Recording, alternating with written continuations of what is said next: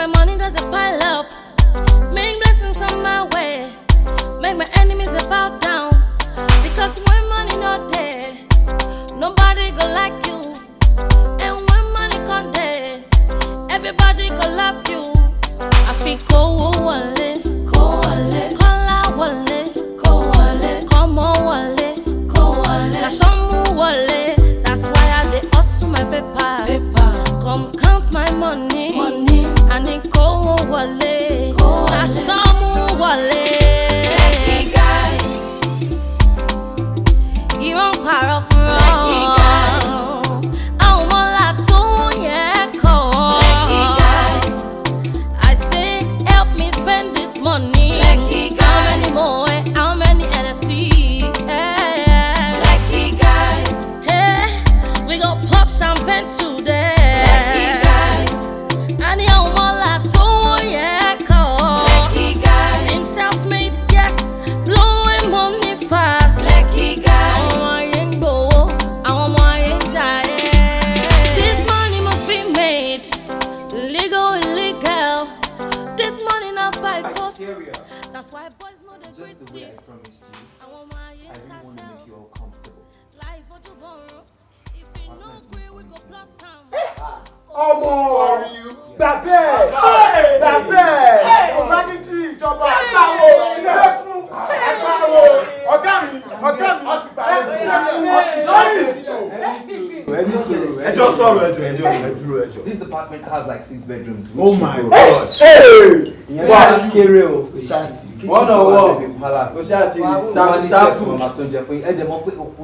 Bẹ́ẹ̀ni bàbá mi. So I really do not want you to worry about food. Weekly, I'm a supplying lunch. Now the most important, which is the reason why you all are here, is this mini studio. Now, hey boys, Sherry, mo ní láti sọ̀rọ̀ jù nítorí pé kí ni ọ̀rọ̀ tó ṣe kókó nípa ọ̀rọ̀ tá a fẹ́ sọ. Colleague mi ti sọ. Ṣé ìgbà tí mo sọ yé yín sí? Sherry gbogbo kan tá a fi hàn yín, ẹ̀kan kékeré. Sherry studio tó wà níbí báyìí, reality studio lásán ni. The main studio ó wà ní Island. Bẹ́ẹ̀ ti ẹ rí i. Sherry the main studio yẹn, èmi tó wá rí kọ́ọ̀nù bẹ́ẹ̀ ní last week. Bàbá mi. Serious? Now, that's the next week. No, whiskey didn't pump back. Are you kidding? Easy. Of course, sure. Yeah. Oh no, but the next month. Sherry comes after cash for her when you pay. Can you to your loan? That she work hard for us. Baba Kolabo ma pogo ni. Baba, so whiskey do. Whiskey go very well. Go make go more. Okay, now to make mo to fún wa ta ló ma wa. Èmi ma wa. O ṣe ba good job.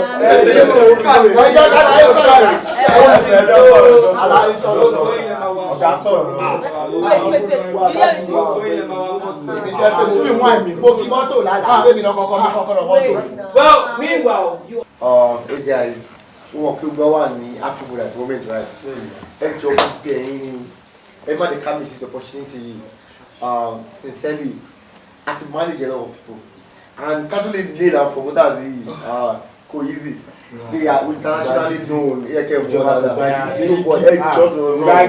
fact, when you come and down that manage, Abi. Oh, Rose. Yeah. Nabanika ma daruko. Ó yẹ kó lè daruko. But Nabanika daruko náà, you know, àwọn kan fún ma bí. Ṣé wá rí ẹ jẹ́ sọ pé ko fún yín. Ẹ má bẹ̀ sí àwọn promoter. Ẹ má ṣe no matter what. Kò sí bí tẹ́ dé àwọn alágbé yín jáde. Ó ṣá ti yẹ, ó ti yẹ. Ẹ ṣe dáadáa, ẹ ṣe normal. Ẹ ṣe ti go ya. Agbawo. Make yourself comfortable. Go. You all are here to take over the music industry. You all should make yourselves comfortable. And do not forget what I told you. You're here to take over the music industry. That's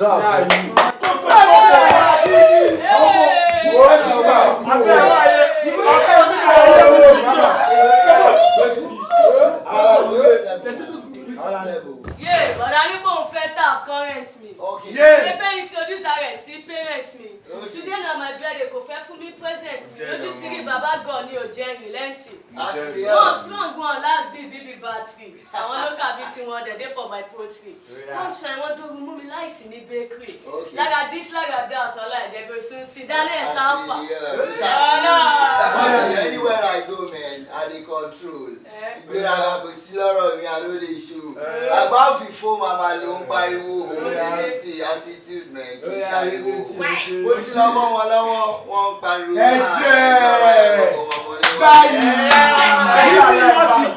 Wọ́n ti fi kùbá àgbàyàwó ẹlòmíì. Wọ́n ti bọ́mọ ẹlòmíì, wọ́n ti gbé sáré. Ẹlòmíì ti pàdé ẹlòmíì nígboro. Oríta ìyá kú ọmọ sọnù. Ẹ ti gbàlejò ọmọ ìyá mi. Oríta ìyá kú ọmọ sọnù. Wọ́n ti fi kùbá, wọ́n ti fi gbàyàwó. Jẹ́ ọmọ jàre. Níbo? Industry ti gbàlejò. Ọmọ ìyá mi pamọ́ tùlù ká máa fi gbé. Ege. Ó ti ṣáṣẹ́ gbogbo mo lè. Ege. Ẹ̀yin ọmọ good luck da.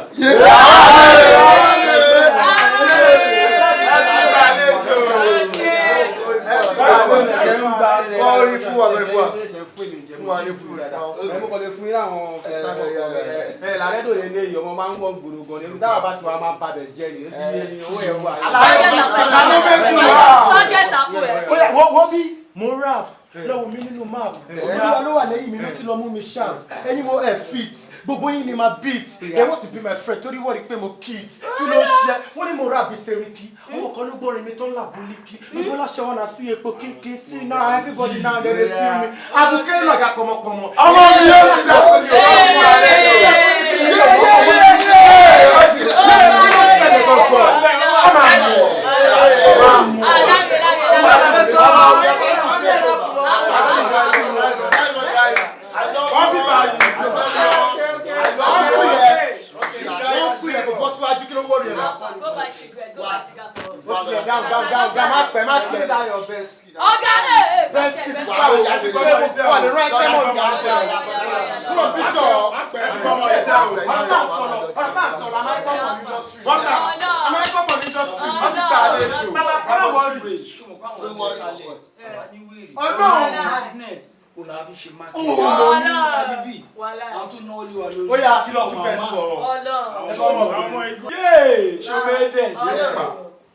Show me that. Date. Let them wait the for Kala. Oh, right. You want to shag out run you. Yeah. Come on, so manage. That's too bad. Oh no.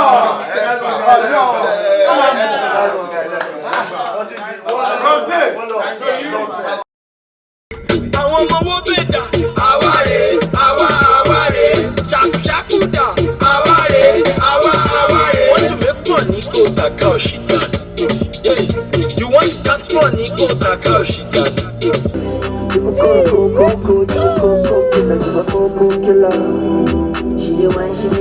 Definitely gonna make things happen today. Anything for the Okay.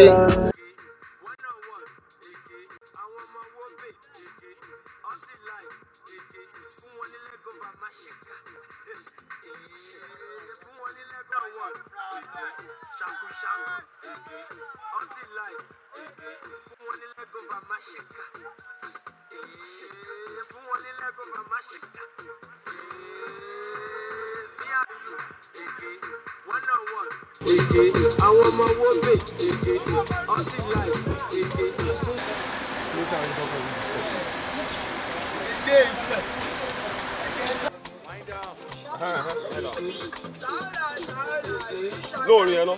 Lórí yẹn fún mi. Lórí yẹn.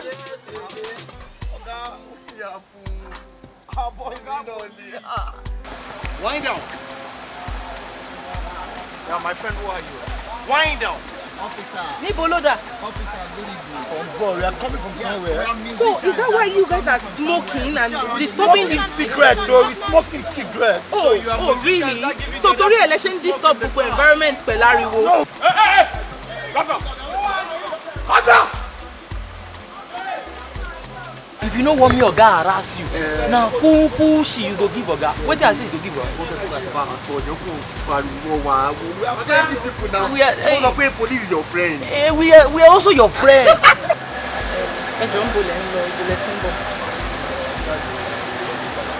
So she told me and Lolly, letting fear would disturb the environment of the post.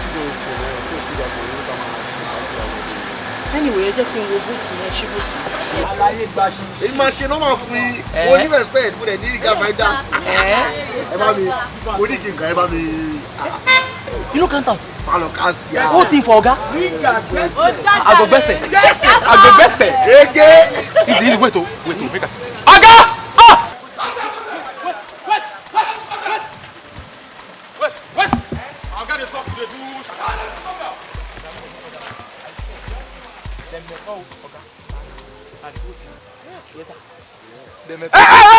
Hey, leave them, hey!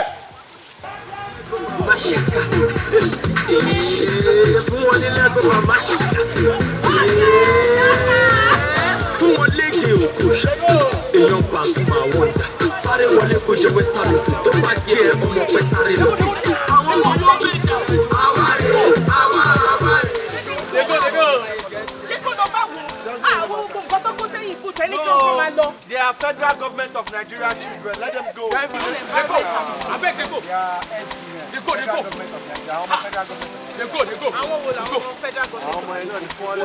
No, check to the power musicians.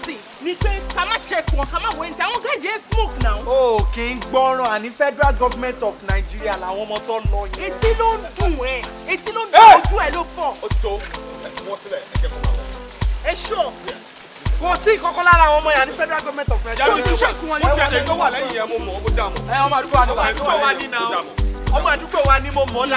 can imagine. Federal government of Nigeria.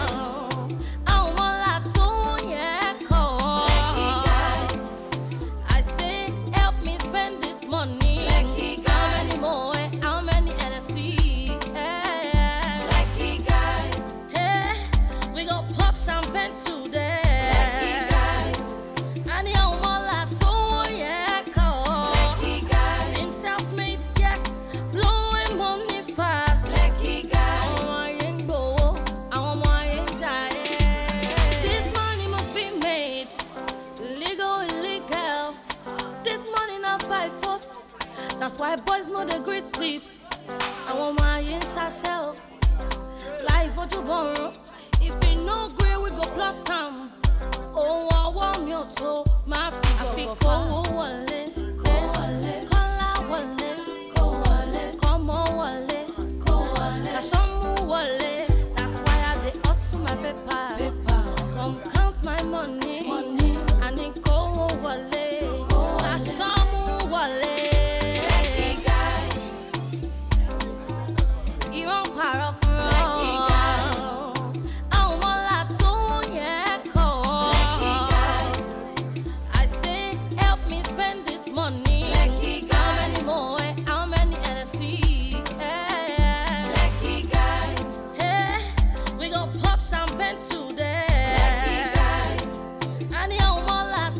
Yeah.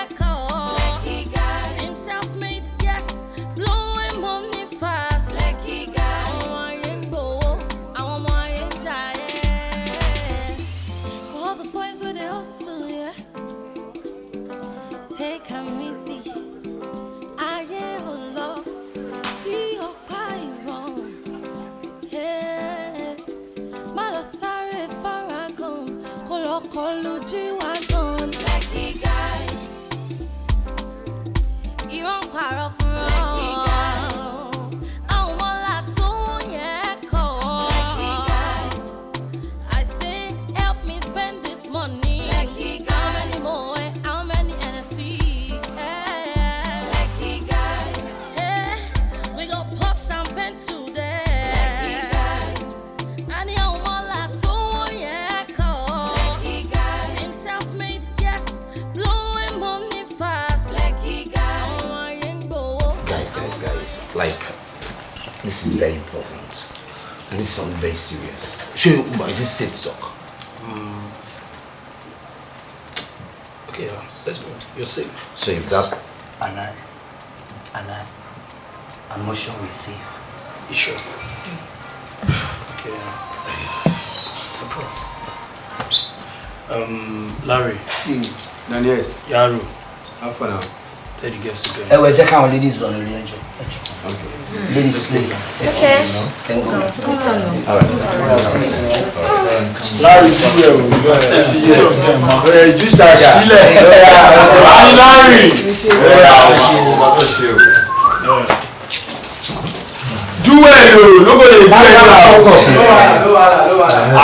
trust you. She we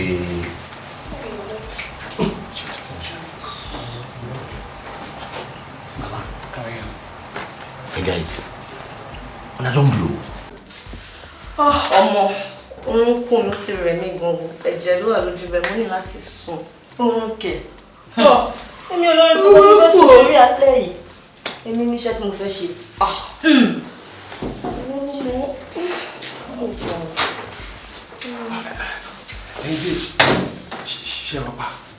Oh, okay. I am not than okay. Àwọn girls will go. I'm motivated once you know rooms to come. But you are okay. We're very soon. Very soon. Get the side here, side here. Very just. Yeah.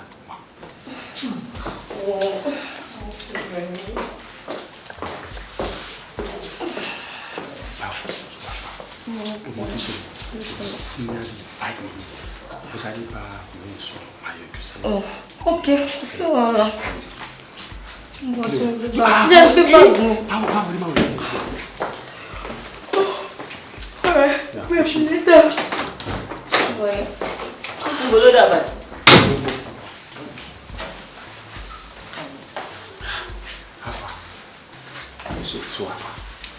Okay. Kí ló ṣẹlẹ̀ sí báwo ni? Mo ń enjoy ara mi. Mo enjoy rẹ̀. Yeah. Mo ti rí. Ọkọ mi kọ́. Àwọn wà náà ṣe ti rú mọ́ ṣe meeting pẹ̀lú ọ̀dà kan lọ. Wọ́n ṣe business lọ. Mo dẹ̀ ń wù kankan. Kí ni ẹ̀rọ? Ṣé ilé lẹ̀rọ bẹ́ẹ̀ wáyé? Sí, gbogbo link tí mo ní àti bí pool party yẹn tí a ṣe lọ́jọ́ yẹn. Àmì tẹ̀ ṣe ń ṣe gbogbo gbogbo àwọn links ẹ̀ bẹ̀rẹ̀ ni wọ́n ti wá. This place fine as in I like it. I did tell you say where God don't carry on na go. Hey, big part of this world. This place dey AC dey. I like this as we dey enjoy ourselves. Oga, I know they tell you say this place. I dey tell you say this place. Fele ile ma n pe ja. Why should you look me? Mo na kan but I dey tell you, mo hear am. You guys are having endorsements. Oh mo, can't you back? I'm not that star boy. I'm not that celeb. I don't know. Any card you, but I don't know. We dey move. Correct. Bless. Be fresh. Na fresh guy. Me na die. Mo ti máa ń wò ẹ́ tipẹ́tipẹ́. Mo ń study ẹ̀ láǹgbé ó máa ń wò mí bákan. Hey. Tọkọ mi bá gbọ́n kọ́. Irú àrífín wo nìyẹn? Màá fi ẹjọ́ ẹ̀ sọ́kọ mi. Ó fọ̀rọ̀ ọkọ ẹlẹ́jàre kí ló ń ṣe? Ó máa ń bọ́ṣọ lára mi. Òní mi ni ẹ kò ti yẹ ó ń ṣọmọ ẹgbẹ́ òun sáàtì náà ó ń gbọ́dọ̀ máa Mo rò pé ò já ni. ẹni bí wọn náà já sí ohun kan tó wá pò ní pé popsi mi àti momsi mi wọ́n ṣe mistake pẹ̀lú orúkọ tó fún mi ní láàrin nígbà yẹn kọ́ máa pè ní dọ̀njà sí. ṣe kí ni ayẹlẹkùn ló máa ní ìjà rẹ.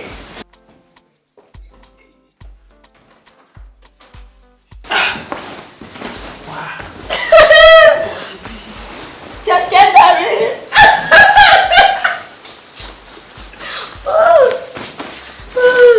I'm telling you, I'm talking about. Baba, when would they go there? When signed already. No matter how many people you dark, go just sọ.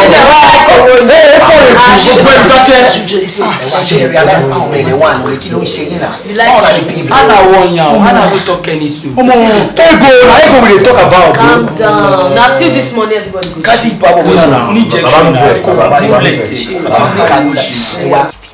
You need to lie. This guy is sure. Lekki guy is not the no. Candy, leave this one. You always drag that. Wait. I don't know this. Okay, you won't stay. Candy, go give this guy. Move. This Aigbe dey here na Abracha pray. Oh no, Abracha pray. You know that. This a big. Baba, me I dey with you.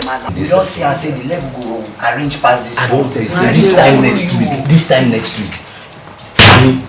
However, Benny, Chevy View Estate. I don't feel. I know say I'm star boy. I know say I'm star boy.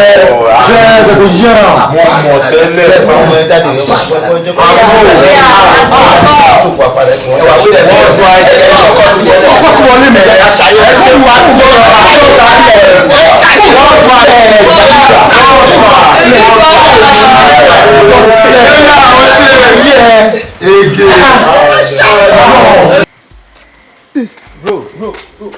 Like, I want to tell you something. You say I rap or I sing well. You dey sing? I rap well, yeah. Ṣé kò ń ṣe ìwọ kọ́ ni wọ́n rán kó lọ get oúnjẹ àti drinks fún mi lẹ́ẹ̀kan? So the kọ́ àwọn girls ẹ̀ wọ́n ní yàrá? Okay. Àwọn pàdé mi ni máa ń bá wọn ṣe one or two things. All right. So you sing? I sing well. Ẹ yẹ kí n kàn fún yín ní àti ohun mi ṣẹlẹ̀ ó ti yẹ yín. Èmi ni láàrẹ̀ dò tí wọ́n sọ ṣàkúṣàkú láàrẹ̀ dò ṣàkúṣàkú láàrẹ̀ dò. Take care. Láàrẹ̀ dò. It's alright, no problem. Láàrin gbogbo lórúkọ mi bọ̀ láàrẹ̀ dò làwọn ẹ̀ máa ń pè mí. It's alright, that's good. Actually, I am not into Fuji music. In fact, I am not into any kind of music. You see, I happen to be a socialite and your bosses up there, they are my friends. But mo come out on links, me come out support one because I love music. You see, actually, I am a Lekki guy. Lekki guy? Yes. Bro, Lekki lè ń gbé àbí? Exactly. Tuali, aláyé ńlá, kábàbá ká pẹ́ o. It's alright, no problem. So maybe it's about around. I'll just see you. Mọ̀ bọ̀ bóyá kí fún yín nọ́mbà mi, tẹ́ bá kàn ní ìdí kan. Ẹ pè mí lórí aago, má bá yín sáré sí ìwọ̀n tá a bá fẹ́. Ẹni tí bá fẹ́ rán mi lọ ẹ̀kan pè mí, má bá yín, mo lè gbọ́ ọ̀kadà, má bá ti bá yín gẹ̀ẹ́tì ẹ̀. Anything tí bá need kí n pè mí. Mo lè gbé ọ̀kadà. Má bá yín gẹ̀ẹ́tì. Tó wá useful gan. Gan bá jẹ́ ní tí bá jóbi bá jẹ́ ní ìṣẹ̀kùn tí pè mí, bá yín pàṣẹ wọlé ni. Fún yín nọ́mbà mi. 00. 27. Don't you have it? Kilo funny. Larry, you're a clown. Ìyá fún mi lẹ́ ń wò. Ẹ̀wẹ̀ ayé tẹ nọ́mbà sójú ẹ̀ kó láti pè ní 00. It's alright, no problem. 27. Yeah. Rosé, ọ̀rọ̀ mẹ́, ṣé mo pé ẹ̀wà active rárá? Ṣé mo ṣá? Àwọn artist tá à ń promote tẹ́ mú wá fún wa. Ṣé mo kọ́ tí ń behave anyhow? Ládùúgbò gbogbo owó tá a ná lórí wọn. Ládùúgbò gbogbo travelling tá a ti gbé wọn lọ. Ládùúgbò gbogbo shopping tá a ń ṣe fún wọn. Now they are nowhere to be found. Oh, sorry. In what sense? Kobagidi, you need to talk to them. In what sense? Kí ló ṣẹlẹ̀ gangan? Kobagidi, sorry, I'm gonna need to calm down. You get? Do not tell me to calm down. Master Fumiki, calm down. Where were you guys when I was showcasing them to the world? Did I calm down? No, she's not making calm down, guy. àti gbé wọn lẹ́yìn tán wọ́n fẹ́ máa fi yẹn gé wa jẹ. Now I want to the superstars. Wọ́n lè máa travel. Imagine Daniel's gone to Tanzania to perform without our consent. Can the blink yẹn náà gbọ́nà Dubai lọ́lọ́run perform ní school kan bẹ́ẹ̀? Without contacting, without saying anything, who does that? Can you just imagine? Hey? Who does that? See, no, if I take out Paluino, because if I really want to do that, I'll go back to the drawing board, get the contract and everything, kill her sign! No, damn it, no, kill her sign! Guys. Kubagidi, Billy Q, I'm very sorry about this. You can put all the blames on me. This is what happened. I was not around for a while. We'll travel from... Just listen to yourself. A manager will travel. Don't so make sense. We'll travel. If I want to tell how they're faring, how they're performing. Oh, more. Now, so for me, Platinum show turning next week. How do I get the assistant board? Me. Just listen to yourself. You're not making sense. Guys, any so. Please do something about it. Do something about it.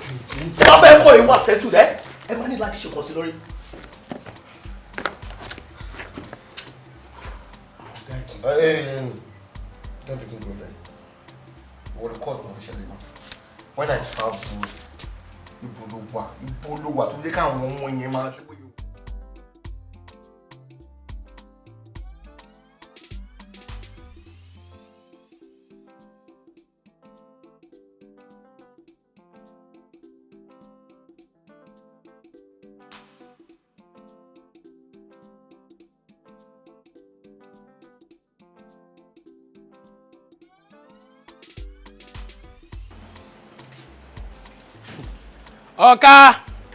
Oka, good morning. Oka. Oh, Lanre. How? Yeah, I'm good. Yes, I'm listening to you. You're joking, right? You must be kidding me. You want to come and squat with me in Lekki? Come on. That's quite impossible, you know. You're not a Lekki boy. You can't speak like us. You don't look like us. I mean, that's quite impossible. You're serious? I'm tired then. Let's see tomorrow. Yeah, sure. Tomorrow is fine. Just give me a call. Let me know when you want to come. Yeah, sure.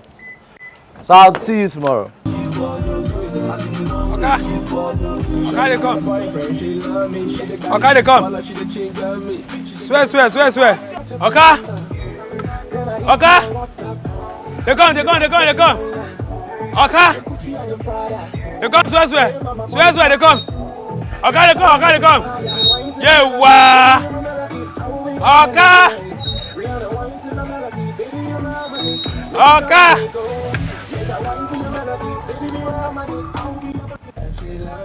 She swear, she got chain on me. She swear, she love me.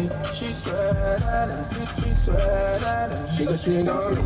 I know be Johnny, I know just from Lagos. See me, I know be Johnny, I know just from Lagos.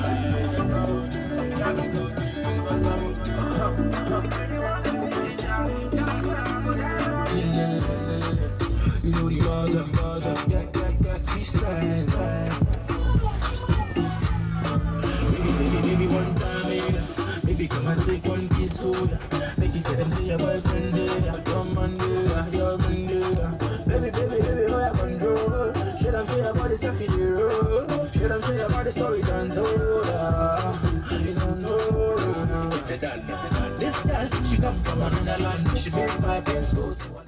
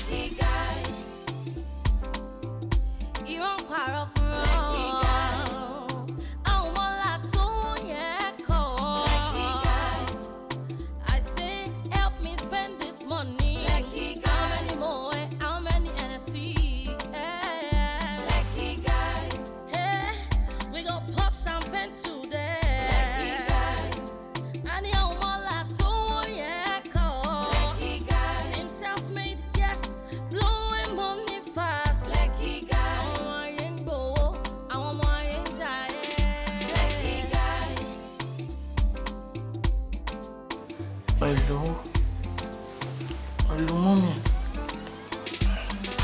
It's too early for this, mom. I'm about to gym my pain, father. Thanks, mom. Love you.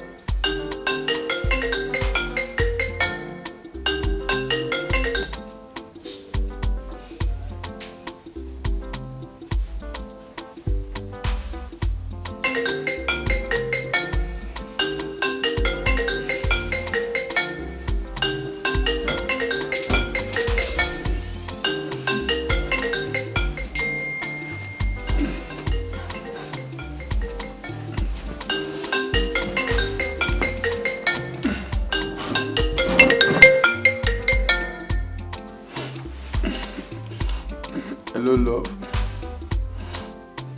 How are you doing? I'm fine. And yours? No, má bínú.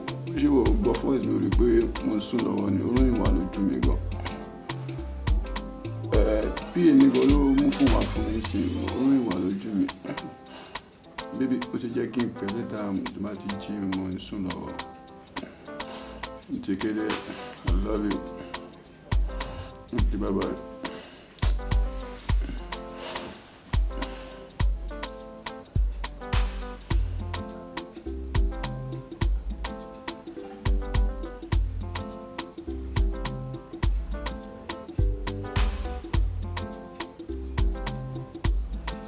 Yeah, 20 minutes time, I'll be in the office. Banker. My only friend who happens to be a banker. Sure. Good morning, bro. Good morning, how are you? I'm good. Why are you going this early? Why am I going out this early? As usual, no. Omo kuti ba ti jijade ba omo kan tí mo fẹ́ lọ ṣe. Ṣebí wàhálà tí mo ń bẹ̀rẹ̀. Bí kò bá ma take care. But no, you would not listen. Gbogbo dààmú tó yẹ kó jẹ́ pé I'll just give you my account number. You just transfer my money instead of going to the bank. Just be my picker. Go just something fraudulent. Chewu! I have told you severally that I am a banker and not a picker. That is your normal line. That's what you keep saying every time. Huh? Jarai. Anyway, that's your problem. If you don't mind, my banker friend, I can drop a C, share, I don't know. Oh, thank you very much. I appreciate it, because I'm late already. Really? Oh, thank you very, very much. I appreciate it. It's late already. Nigga, Jarai, can you agree? Do you understand? 10% will change your life. You buy your car. It's alright, let's go, man. I'm waiting for you outside, though. I'm in a rush. One more. Àdáadáa òṣì ó dàbí bòròrò. Hello? Hello? Hello? Can you come online right now? Hello? Hello? The network is really shitty. I can't hear you. Can you come online? Hello? Hello? Hello?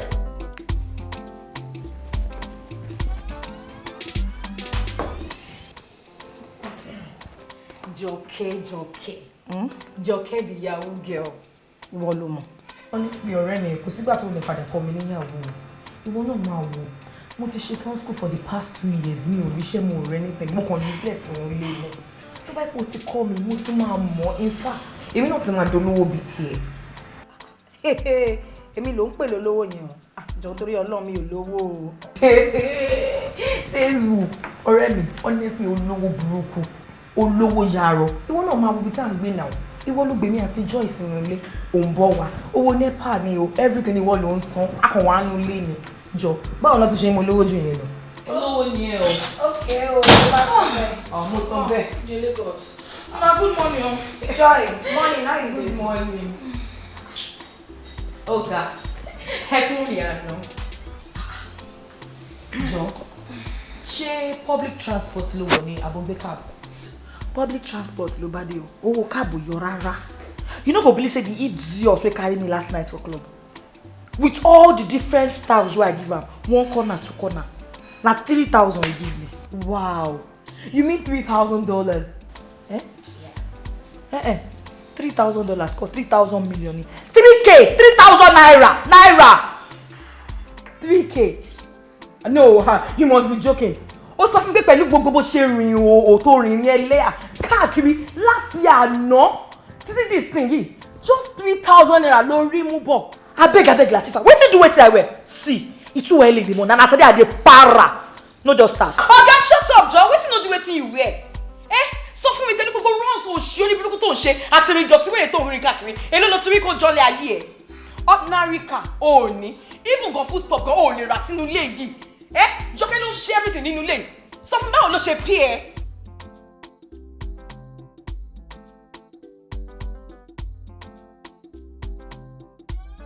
Ọ̀rẹ́ mi Joy, nítorí Ọlọ́run kí ló fẹ́ tọ́lọ́run ṣe fún ẹ? Ọlọ́run kẹ́ ẹ, ó fún ẹ ní ọkùnrin alálùbáríkà tó níṣẹ́ gidi lọ́wọ́ tó dẹ̀ nífẹ̀ẹ́ dénú. In fact, kò tiẹ̀ kí ẹ nípa past ẹ rárá. Kí ló tún fẹ́? Jọ sọ fún mi, tó bá gbọ́ pé o ṣì ń ṣe runs, báwo ló ṣe máa feel? I don't do you, yeah? See, no just talk about make beat you blue black for you dey mad. Shut up, wait to beat waiting. You dey mad. Beat who? For what? For advising you. I know this. Girls, it don't do. Make I not hear say any one of una talk again, no. Okay, I beg, make everyone like information and phone talk anyhow. You don't do as I is as me and I not get the same level at all. I don't hear. Calm down, your body too dey hot. No vex, I say make you calm down, no vex, I will talk to am. Yeah. He don't do. When next you go happen between me, I go beat you. Oh, yeah, you don't feel I say don't do it. You don't feel do that. Can you imagine? Ìwọ gan Madam Chief Adviser. Ó dẹ̀ fi tiẹ̀ ṣe tiẹ̀. Ẹ jọ̀ọ́, yín disturb mi o. Mo wà lórí iṣẹ́ o, ẹ jọ̀ọ́ o.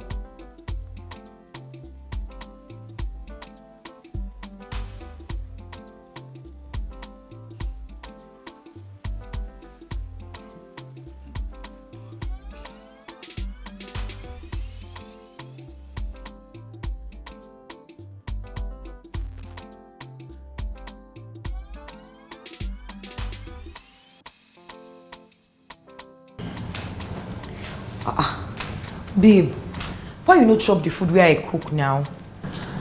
I know the job.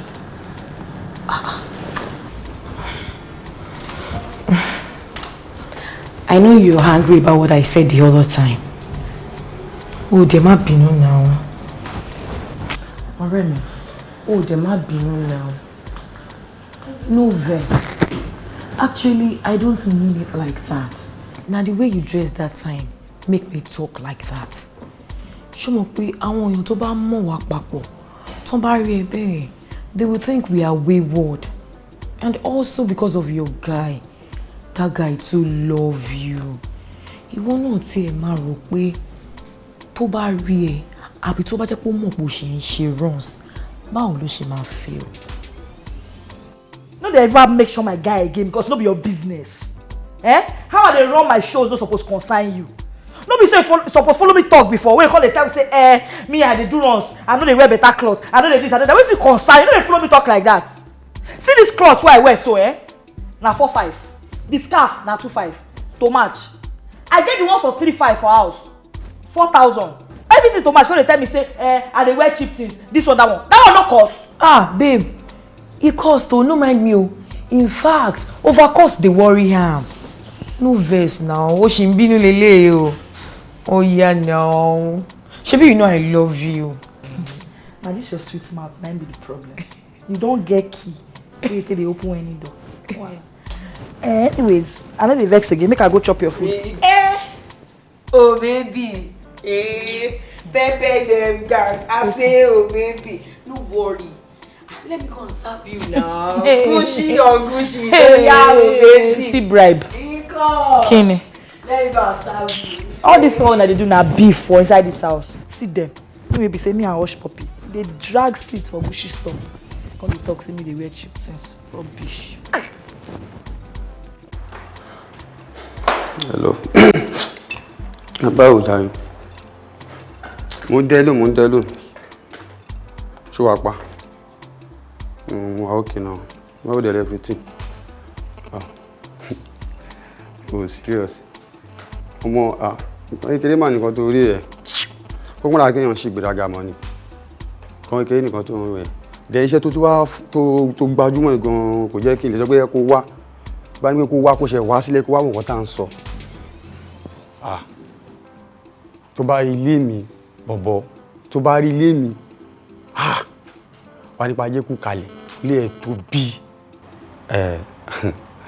Ó mọ̀ pé na ògẹ́ ti ẹ̀ yẹ kí èèyàn máa forí pamọ́ ni. Ó mọ̀ pé ayé ò fẹ́ ní fọ́rọ̀ náà. Ẹ ò mọ̀ kó tó bá bùn máa wọrí máa wá sí mẹ́rin àti ní wíkẹ̀ tí máa ti wá òwò wọn náà máa ṣayé fún everybody máa wà ókè gan. Ẹ̀nà ọmọ jẹjẹ láyé gbà èmi náà ṣe jẹjẹ mi láàjọ káwọn yẹn má lè mọ̀ pé ó wà lọ́wọ́ mi. Bá gbé jáde ọmọ bíbọ̀ náà ń pè wá lẹ́kì àwa la ní lẹ́kì àwa la di lẹ́kì mú. Òkè ọmọ fún mi jẹ́ kí n pẹ́ padà máa pẹ́ padà létà máa pẹ́ padà. Àfàrà ṣeun. Adé ọ̀rẹ́ mọ̀ tó ń ṣe. Mo ti wọ ẹnu lé mo rí ẹ na check you for inside your room and no see wetin dey happen na when you come go. Actually mo ní available kan tó yẹ kí n pick up láàárọ̀ yìí, you understand? Ó dẹ̀ mọ̀ bí ọ̀rọ̀ ṣe wà ìṣeré kó má lọ jáwọ́ mi lẹ́yìn mi, so therefore mo need láti ṣe kí n láti tètè hook up pẹ̀lú píkà yẹn bá a ti yanjú ẹ̀ ṣá I don't collect my money. ọmọ ọgbọ́n ni ẹ tèmi kò tẹ̀ lówó kan náà tèmi náà fẹ́ gba weekend yìí kó náà yẹ kí n rí gbà. Ṣé ti client tó bá mi sọ̀rọ̀ yẹn. ó bọ̀bọ̀ ó gẹ̀ẹ́tì ẹ̀. ìtọ̀rọ̀ ẹ̀ máa rẹ̀ á dé àwọlé. bọ̀bọ̀ ó ṣọ̀bù máa fún wa lówó lé nínú ẹ̀ ó máa ṣayé fáwa o. èmi àwọn bọ́ọ̀sì wà nítorí pé wọ́n retí owó. èmi yẹ kó mọ̀ mí náà fàrẹ̀ balẹ̀ tó bá ti di alẹ́ máa gbé ẹ lọ club owó ṣeun is here keep your money.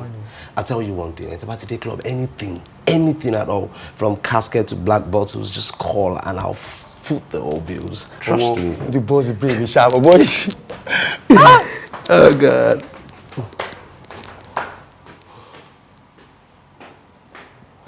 Olóbùkún ni bọ̀bọ̀ ìṣá. Àwa wá ìgbà tá a ní ìdòwò ní ẹnu ìṣèwà mo ní ìdòwò pé mo ti promise wọn mi là pé mo ń bọ̀ ní weekend. Wèrè sọ pé ó máa gbé mi lọ club àbí kó ló máa ra pósí kó máa ra casket kó máa ní kó máa bá ń kó ọtí wọn kó máa fi fọwọ́ kó máa fi fagbó. Olóbùkún ni ẹ. Èmi ní ìdòwò fún mi lówó nípa máa lọ club wèrè.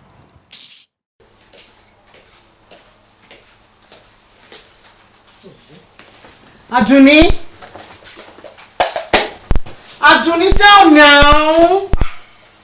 Ó ga ọ̀rẹ́ mi. Ó ga ọ̀ láti nǹkan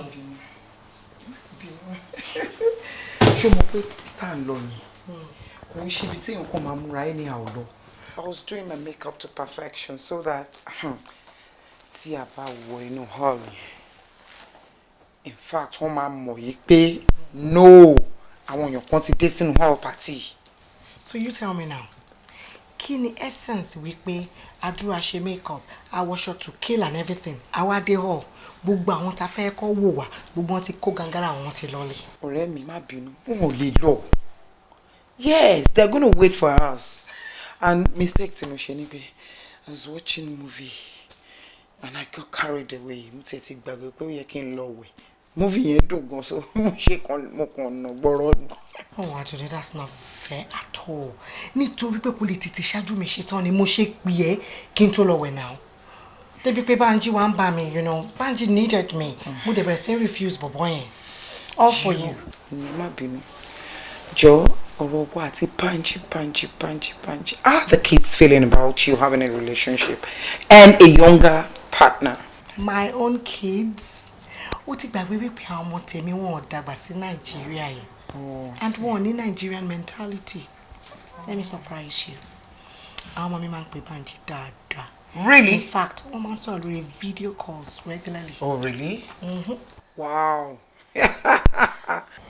Look here. Even my own children won't understand wípé ní age me. Mo ní ìdìbò bọ̀ ẹlẹ́jẹ̀ tútù tó bá máa bá mi auto-renew ẹ̀jẹ̀ mi. Do you say auto-renew? Wow. Láì ṣe paper mọ́tò. Hey, don't you ṣe auto-reg. You are hot. You are on a hot level. Hey. Wow. Oh yeah, Jara. Kí wọ́n náà at your age for our one young, handsome, strong. Don't go there. I am never gonna do that. I don't do that shit, and I won't do it. Wo jẹ́ ká máa lọ party time. Mo tún gbọ́ auto-renew. Ẹ kò já sí. Láì ṣe wé mọ́tò. Wọ́n ṣe bẹ̀rẹ̀ auto-renew. Ó yẹ ibi ṣe ṣàti pé driver yín mọ́tò rẹ̀ là ń gbé lọ. Mo gbọ́. Ó ṣàyà.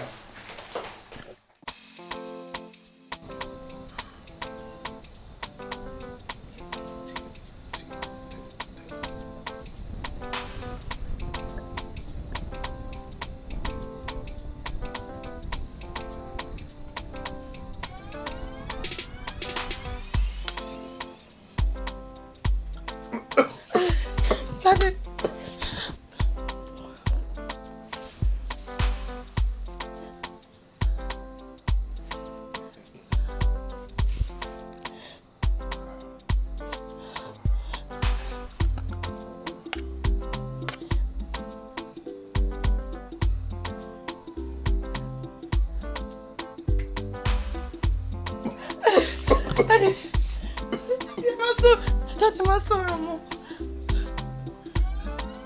Má sọ̀rọ̀. Mo ti ń pe nọ́mbà bọ́dá mi láti jẹ táwọn òbí kọ́.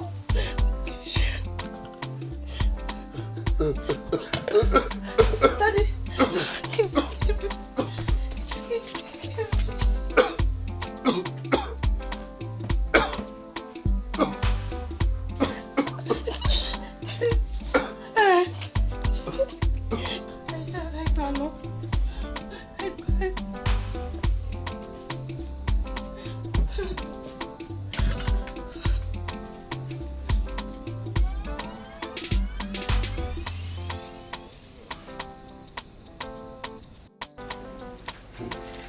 Wálé, ọ̀rọ̀ kan ṣáà ló fẹ́ lọ gbọ́dọ̀ mọ́ mi láti fi gbà yìí. Ọ̀gá olójú tí o. Ṣé mo ṣe ń gbà ni? Ó ti tó bí ẹ̀mẹrin ọ̀tọ̀ọ̀tọ̀ tí mo ti fún mi lówó tó yẹ pé mo kò gbá mú lọ fi ṣe fàájì. So what's new there? You're a bad guy. Mommy's pet. Ojú tí ẹ kì í tí ẹ. Ó mọ bó ti dàgbà. Look at you. Tó bá fẹ́ ṣe nǹkan wọn ní ra báyìí, àfi kí mọ́mí send owó sí ẹ. Why?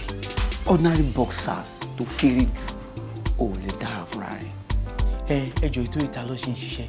Ṣebí torí tèmi ló ṣe ń ṣiṣẹ́. Ó dàbí ẹni pé ẹ̀wọ̀n pé mi nìkan ni mọ́mí sí àti pop síbi.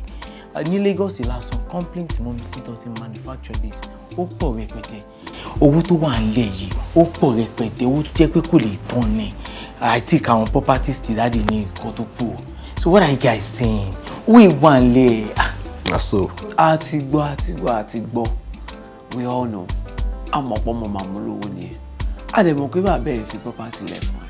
But you still need to work. Ó ní láti ṣiṣẹ́. Okay. Wo àwọn properties tí wọ́n gbójúlẹ̀ tó bá lẹ̀ iṣẹ́ ogún àwọn parent ẹni. Ìwọ náà ò need láti ṣiṣẹ́ fún àwọn ọmọ ẹ jẹ́. You need to work for your children. Láti dé bá. Come on now. Show you, I eat in the way. May I can't spend money. Mo aja yori money. Ṣé we go down so ni? So I'm like 2 p.m. busy. Mom see go ma send on his account. Oh God, that's so mommy's boy. Mommy's boy. It's alright. So how far? She to I get caretaker to my bear ring Kò ṣàṣìgbé kò sí owó lọ́wọ́ oníkálùkù wa. Ṣebí ìfẹ́ ló wà ń bẹ tàkọ̀ sọ pé ká ṣì wà lọ́dọ̀ for the meantime. Àwọn àníwá pẹ̀lẹ́ màá wọ́n aṣọ. Ó tẹ̀lé ní ìkọ́tọ̀ fún mi lẹ́kì phase 2. Ọmọ kan bí mo ní láti àlè ìgbà ìgbọ́sùn mo gbígbà àtijọ́ àpapọ̀ yìí mo wà òkè bàjẹ́. Ní ti ìgbàdúrà pé nínú àdúgbò kàtẹ́ kúrò káwà báyìí for life. Because we want to enjoy life living by it. Now so, it's a good thing to say we stay together, huh? But buddy, you're wrong. Yes. Reason being, we are going now. Because she touch your offer in rule. We are seize opportunity and kusaira. Why does she can feel less be only be pamo? And they decide to she investment. So therefore, we have to lease or rent out. You understand? She be last week ni gbogbo yin tell me lọ sí ilé mi fún prayers ilé tí mo tún ṣẹ̀ṣẹ̀ rà. Isn't it? That's one thing about properties. Once you acquire it, it belongs to you for life. Oh, ní láti sọ̀rọ̀ jù. You're 100% right. Another thing is, in no time now, my guys are going to marry. You want to marry? You want to marry? Abi wo fẹ́ marry. You see, I don't say inú ilé ìwà ni gbogbo wa máa ti máa fìdí gbòdì ìyàwó wa àti àwọn ọmọ. I mean, I cannot imagine it. This house will contain gbogbo wa. No way. Anyway, you are right. Mr. Larry Lagos, tó ń ṣẹlẹ̀, ṣógun ni. Mi ò kàn ṣáà ń gba laptop, ń tẹ laptop. Kí ni nǹkan tó ń ṣẹlẹ̀? Kí ló ń ṣẹlẹ̀ gangan? Mo know you understand what you have for you. Get one man won't pay me money this weekend. I need to work with time so that make money enter sharply. Yeah, they can do it I want to do. Understand? Yeah, we need to keep back money that also continue on. Don't worry. I love your spirit. I love your spirit. Keep the awesome spirit. Oh, wow. Oh God. I beg, Oga Banka, just hold on there where you did. I beg. Wait till me your own. Don't start preaching to us, you can just hold on there. Eh? I don't know what's your own, God. Should be like they do 95. That reminds me, guy. What's your plan for tomorrow? Because I fellow we're going to 100% bar. You're coming? Well, I'm sorry to disappoint you guys. I won't be able to follow you tomorrow. Why? Reason? Well, wọ́n pè mí nílé ní àárọ̀ yìí. Ìgbà àbúrò mi ò yá. Wọ́n lè lọ ní ìdówó láti fi tọ́jú ẹ̀. Wọ́n lè mọ̀ pé mo nífẹ̀ẹ́ gan. Ojú tì mí, wọ́n ṣe pé mi. Pẹ̀lú bọ́ ṣe mọ̀ mí àti pípọ̀ tí mo lọ lẹ́kì. I expect to contribute simple to one day. Do want be new and no more come to take it or I'm not comfortable. I'm the more salary and I feel by the end of the month. You know, online gather one or two things together. It's a real comfort for, you know, come up with contribute to life abroad. And as you all know, till the end of the month, to Basari, we the fair page, negotiate totally abroad. That's why. That's a tough one, you know. Honestly, it's pretty tough. Anyway, send account details to me. I should send my account number? Yeah, Let me just see what I can do. That was a good one, honestly. That was very, very, very brilliant of you. I'm impressed. Well, my friend, I also have your account number, and I'm definitely going to make a transfer to you. Look, you're not in this alone, okay? I am your friend. He is your friend. He is your friend. You are a friend. You understand? So, we just have to stay by you. We have to help you out. You understand what I'm saying, eh? We don't need to love by anybody. We will give you the money.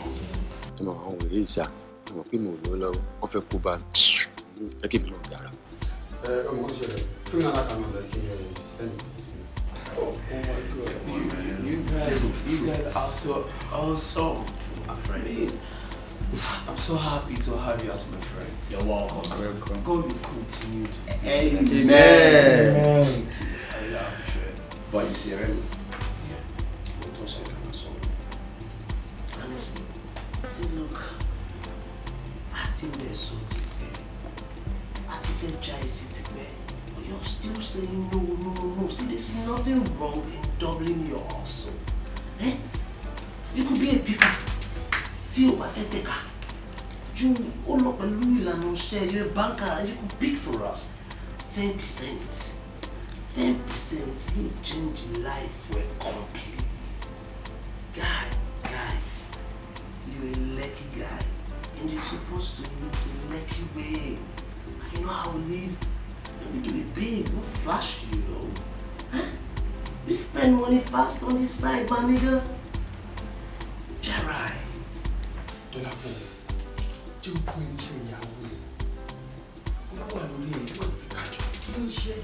Thank you very much, I'll be fine. And Coco should be right for now.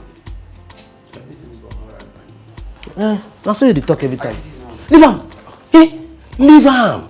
Now so you go to talk. We will do also, we will do us. I heard no correct at this. Now you know. That reminds me, please help me tell Joy. Tell her to come to the house tomorrow. We don't miss him.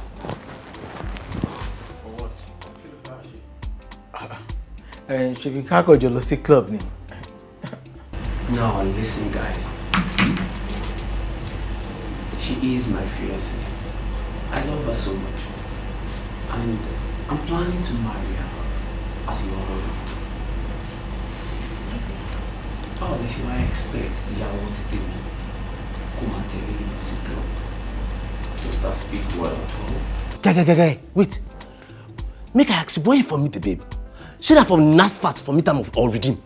No be the same club you and this girl been see. Eh? Now because say you want marry the girl, that means say the girl no go enjoy her life again. Go lock club, but you take go for facility. Yeah. Actually, go lay low. I'm sorry.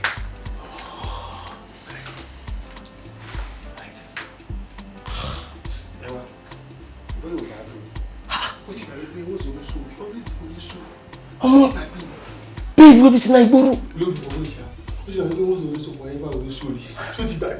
Babe, we be seen Igboro. Babe, we be say if they carry you, me, join inside straight, we go down.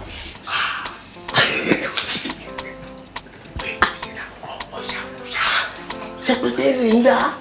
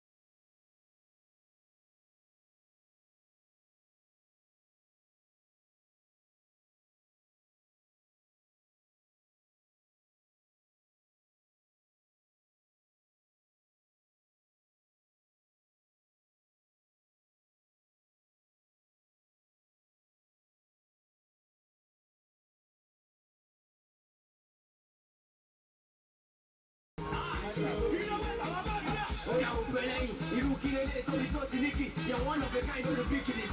So therefore, I'm motivated. She won't do me, you'll let them get it. Like a statue, I will be ready. As I get the door, you know where's the air. Till it's down in the room, on the cat, Abracadabra, we put it down, go up to Galaja. From Lagos to Lekki, they cross Kasala.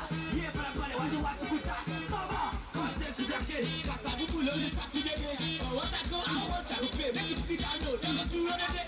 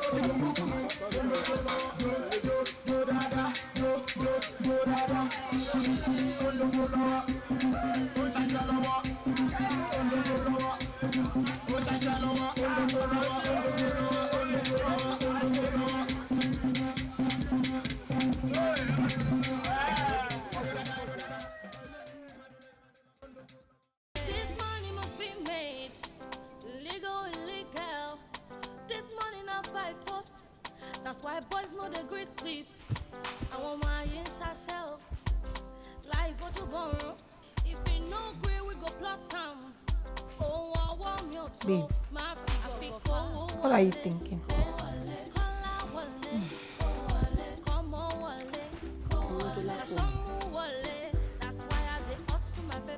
Ọ̀rọ̀ Dọlápọ̀. Kí ló ṣe? Ó pè mí ìrọ̀lẹ́ àná pé kí n tẹ̀lé òun àti àwọn ọ̀rẹ́ ẹ̀ lọ sí club. Adìdí club. Kí ló wá ṣẹlẹ̀? Torí pé mo smoke, Dọlápọ̀ dẹ̀ bínú kúrò ní club. Ìgbà tí SK dẹ̀ wù mí fà, ṣé kí n má fà ni? Mo dẹ̀ dúró ti àwọn ọ̀rẹ́ ẹ̀ títí ìdájí. Mo dẹ̀ gbádùn ara mi gan. Really? Okay. Ìgbà tí máa délé, mo kọlẹ̀kùn yàrá Dọlápọ̀. Kò dá mi lóhùn. Àti inú yàrá ló ti sọ pé kí n máa lọ. That I can never change this, that. You can imagine. Kí ni ìwọ wá sọ? Wetin I wan do? I no fit dey beg am now. I left there. You comot for there. Ìwọ tó yẹ kó sún ẹnu ọ̀nà ẹ̀ títí tí ó máa fi jí láàárọ̀ ẹ̀. Ó wá comot for there. Àti pé ṣe bó sọ fún mi pé ó love bọ̀bọ̀ yìí. I love am. But this one wey wan change me overnight no fit work. Make I no drink. Make I no smoke. Abba. You know how happen now? Me wey be say na street I dey. This street wey be say I go dey here till ... Baby, no fit work. But wait o. If truly you really love this guy, you will do everything for him. Yes, gbogbo wọn tó bá fẹ́ kó ṣe fún òun ló máa ṣe fún. Babe, mo fẹ́ kó ṣe nǹkan kan fún mi. Kí ni? mo fẹ́ kó lọ bẹ̀. Just go and beg him. If truly o love ẹ bó ṣe claim. Àti pé tá bá ní ká wo ọ̀rọ̀ yìí dáadáa, babe, ìwọ kan kò lọ jẹ̀bi. Lọ bá kó bẹ̀ kó dẹ̀ sọ pé mistake ni pé ò ní ṣe rẹ̀ mọ́. Babes, I no fit dey beg this guy. As in, this guy matter don't tire me. I've gotten it up to here. I am tired. I swear I am tired. Joy, you have to beg him. For the sake of love. Àti pé Dolapo is a cool guy, even though kò yẹ pé bóyá mi àti ẹ̀ bóyá close o.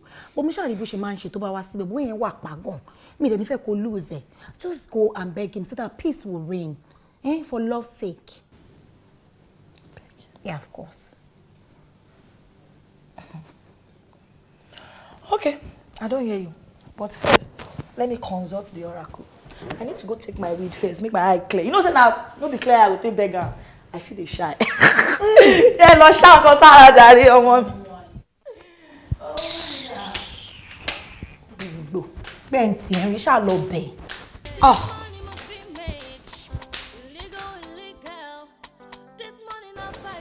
So funny. That will be a problem now. Don't worry, I will get back to you. Don't worry, I need to tell you, I will get back to you now. Shit.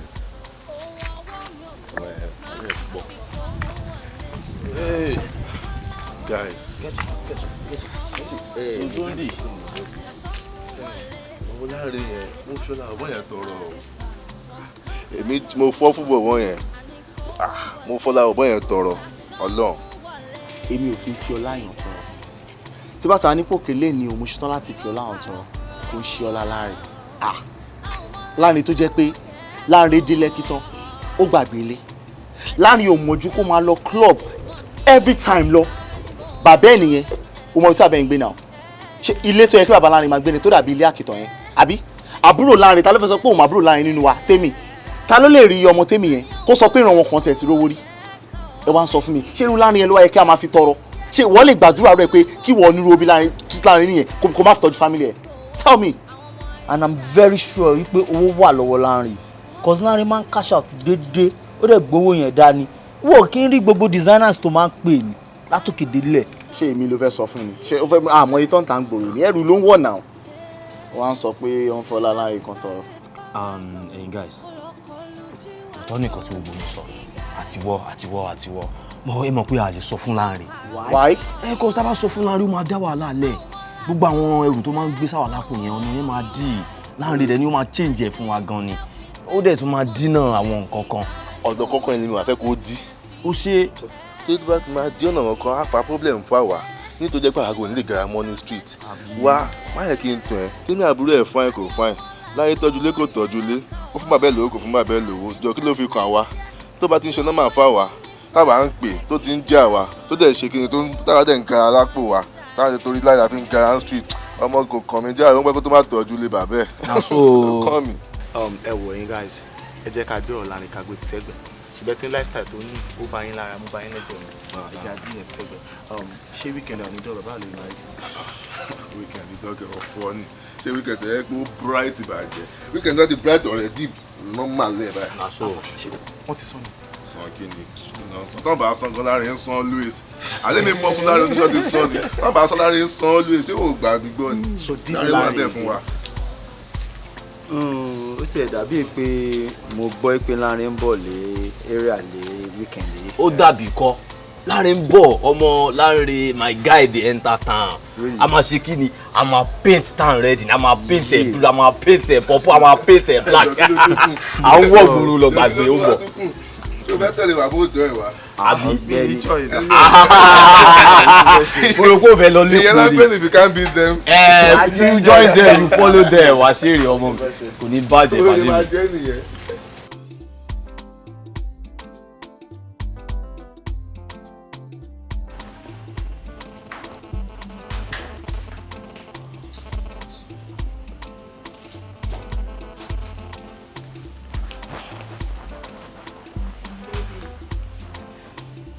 I'm so sorry. I promise you. Irú ẹ̀ ò tún ní ṣọmọ lọ́wọ́ mi mọ́. Please. Keep saying that. And ọjọ́ òní mo bá ẹ sọ̀rọ̀ rí tó gbọ́ sí mi lẹ́nu. ọjọ́ kò yé mi wípé ọmọ tá a bá pàdé nílé ẹjọ́ bó pẹ́ bóyá ẹjọ́ náà ló máa bá lọ. Please, I'm sorry. Ó kàn wọ́n mi fà níjọ́ yẹn ni. Besides, ever since I met you, mi ò kí ń ṣe àwọn nǹkan bẹ́ẹ̀ mọ́. I'm so sorry. Please. Torí mo care. And it's because I love you so much. Mi ò bá nífẹ̀ẹ́ mi ò ní care. Àwọn òun jẹ́ kí gbogbo effort mi máa waste. Ó jẹ́ kó yé mi pé kò sí bá ṣe máa ṣe bọ́ọ̀lù tí kò ní mú bẹ́ẹ̀. I said I'm sorry. Àbí ṣé nǹkan mi tó wà nù ẹni? Don't do. Eh? She don't beg you now. Your wife really won't marry good for her house. She dey beg you. She don't pay for this floor. You kneel down. Guy, forgive and forget. Eh? That be now. Oh my Peter, ba fi ọwọ́ tu ọmọ wí. A máa fi ọwọ́ sí àfiṣẹ́kẹ́ ní àfẹ́fà mọ́ra. Tí o bá parí ìjà pẹ̀lú ìyàwó rẹ̀ sí.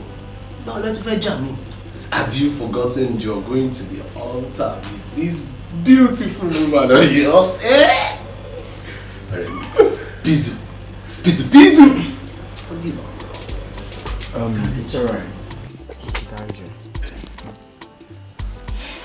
Thank you, my love. Thank you. Oh my God, thank you.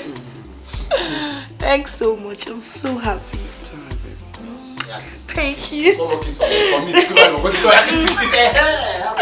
I'm so excited. Thank you so much, guys. Meanwhile, I can sign up, prepare for them. Well, as for me, anything is fine. Show me here. You know the main reason why I love you. Show me how one sits with them here. I won't tell you. Honestly, that is the one reason that I love you so much for. Yes. Wàá bá mi wá kan láàrin àwọn ọ̀rẹ́ tó gbà yìí bí wọ́n báyìí. Nǹkan tí mo fẹ́ nìyẹn. Tó wà responsible. Tó wà responsible ni. That is what you were saying. Tó wà responsible. I know I'm irresponsible. So I need somebody responsible to balance my life. Uncle Ṣeun. So èmi pé kí n fún yín lọ́rẹ́ mi so that lè fi pa àbí. Mi ò lọ́rẹ́ tí mo lè fún yín. Èmi ò wo Ṣeun wọn láyà. Fọ̀rẹ́ ẹ̀ pa. Joy, ilé fọ̀rẹ́ ẹ̀ pa. I'm fún yín to balance responsibility. We will get married, so I want to keep. I'm ready to get married. Okay, Uncle Ṣeun, it's a deal. Yes. So I just came inside lọ show. It's alright. Without meanwhile, darling, you have to come with me. Oh, really? ọ̀rẹ́ yẹn mo like ẹ̀gbọ́n tó máa ń ṣe tí.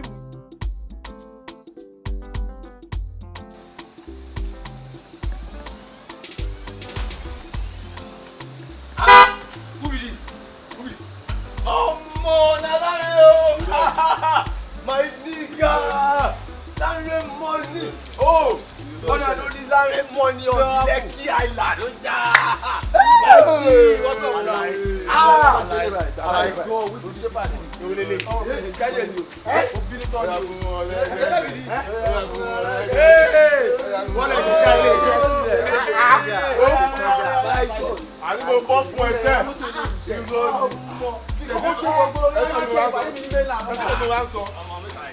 Ọ̀gbẹ́ni má lọ tẹ jò wọ́n wà wọ́n jò ọ̀gbẹ́ni wà wọ́n jò ìṣòro fara ẹ balẹ̀. ọmọ ilé máa jò ìsọ̀rí smart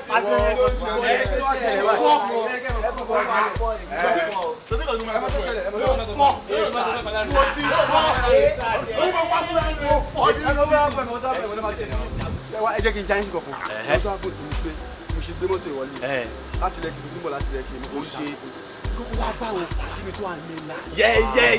wọ́n ní ọmọ tó wà ti gbàgbé ní ó ṣe kí. ó ti sọ àpò ọkọ nìyẹn pé kí tó já lọ Lẹ́kì tó lè gbé báyìí ó bá lọ sí i. adìyẹ ní sùúrù ẹgbẹ́ ṣe máa wọlé láti fẹ́ lọ ṣayé. níbo Elégùṣì Elégùṣì dànù ẹbí mi débi ẹ̀ lọ́sẹ̀.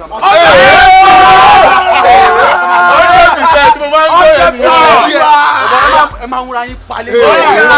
ọ̀ṣà ọmọ wọlé ṣe.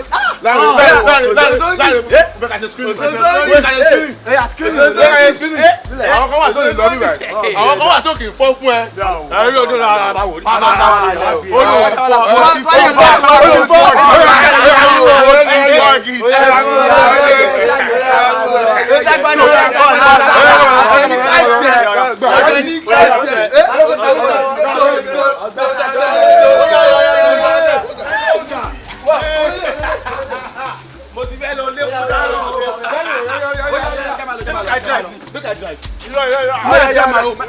I know even Sabia. Kọ́lá wọlé, kó wọlé, kọ́mọ wọlé, kó wọlé, kàṣọ́mú wọlé. That's why I dey hustle my paper.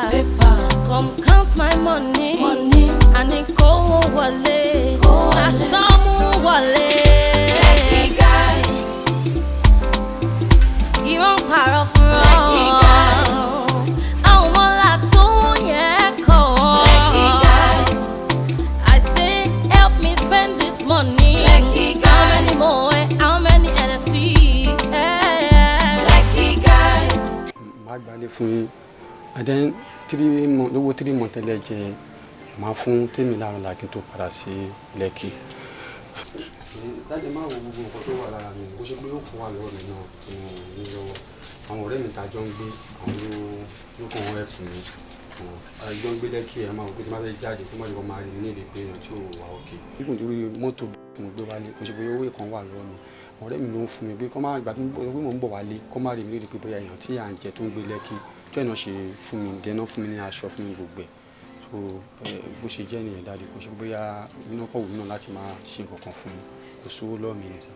o tiẹ̀ ṣe mo dúpẹ́. Yes sir.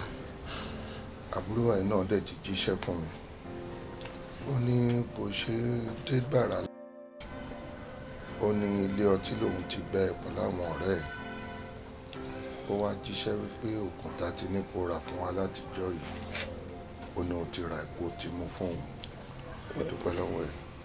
Dádì kò rí bẹ́ẹ̀ sẹ́rí mo ṣe dé àwọn ọ̀rẹ́ mi wọ́n ní pé kí àwọn gbé mi jáde pé káwọn ṣe fàájì fún mi díẹ̀ mo dẹ̀ wípé tí bá ní kí sáré wálé pé kí n má tẹ̀lé wọn ó mà náà pé yàn ń ṣe ìgbéraga sí wọn nígbà tí mo ti lọ sí Lekki wọn rò pé mo ń ṣe ìgbéraga sí àwọn mo ní òkè jẹ́ kí n tẹ̀lé wọn lọ pé kàn bá wọn ṣeré bí ìṣẹ́jú 5 kí n dẹ̀ padà wálé kó tó di pé mo wá rí tèmi ní ibẹ̀ níwáyé ó dẹ̀ ti pè mí tipẹ́tipẹ́ ó ti sọ̀rọ̀ nípa ọ̀rọ̀ ògùn yẹn fún mi dẹ̀ mo ti rà á sínú mọ́tò ẹni mo dẹ̀ mo fún ní ògùn yẹn pé kó wá bá wọn fún yín so ẹ má bínú dádì ẹ má bínú sí mi.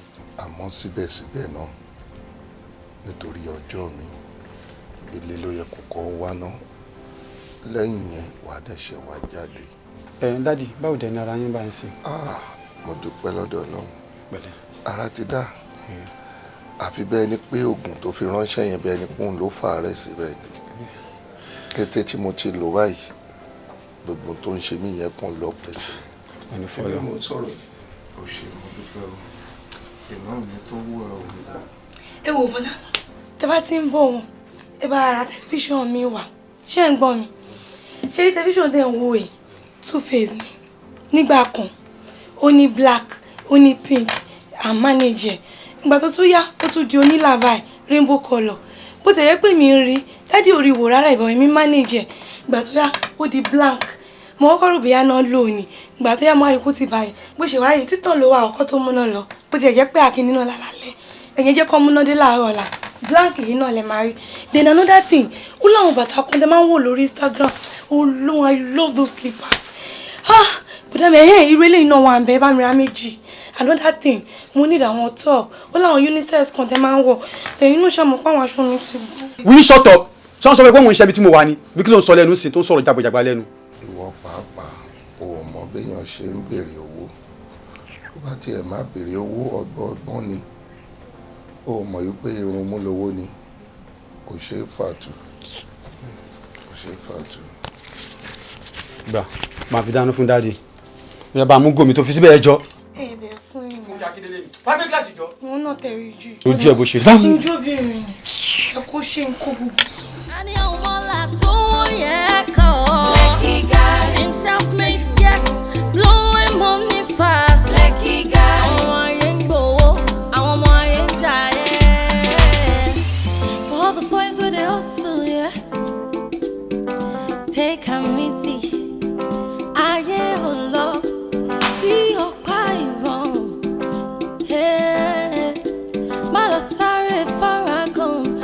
ọkọ̀ G-Wagon. Lekki guys. Ìran pààrọ̀ fúnra. Lekki guys. Àwọn ọmọlá tó yẹ kọ́. Lekki guys. I say help me spend this money. Lekki guys. How many more? How many NSC? Lekki guys. Hey, we go pop champagne today.